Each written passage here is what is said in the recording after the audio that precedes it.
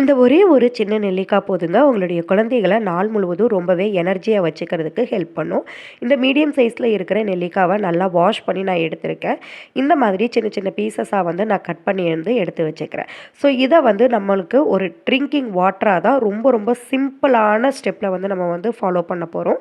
இது உங்களுடைய குழந்தைகள நாள் முழுவதும் ரொம்ப ஹெல்தியா வச்சுக்கிறதுக்கும் ஹெல்ப் பண்ணும். தண்ணியே குடிக்காத குழந்தைங்க கூட விரும்பி குடிப்பாங்க. ஸோ கட் பண்ணுனத ரொம்ப குட்டி குட்டி பீஸஸா வந்து நான் கட் பண்ணி வந்து நான் எடுத்திருக்கேன். இப்போ குழந்தைகளுடைய வாட்டர் பாட்டில் வந்து எடுத்துக்கலாம். சின்ன சின்ன பீசஸாக கட் பண்ண நெல்லிக்காய்களை ரெண்டுலேயுமே வந்துட்டு நான் ஈவனாக வந்து ஆட் பண்ணிக்கிறேன்.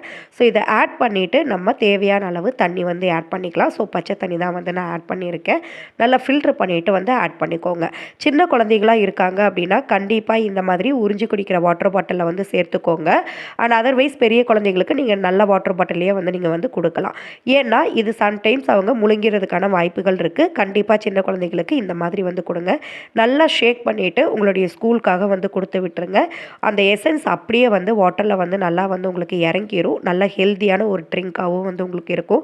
பெரிய பசங்களுக்கு இதை நீங்கள் ட்ரை பண்ணுறீங்க அப்படின்னா கூட ஒரு துண்டு லெமனும் கொஞ்சம் புதினாவும் ஆட் பண்ணிட்டீங்க அப்படின்னா டேஸ்ட் ரொம்பவே சூப்பராக இருக்கும்.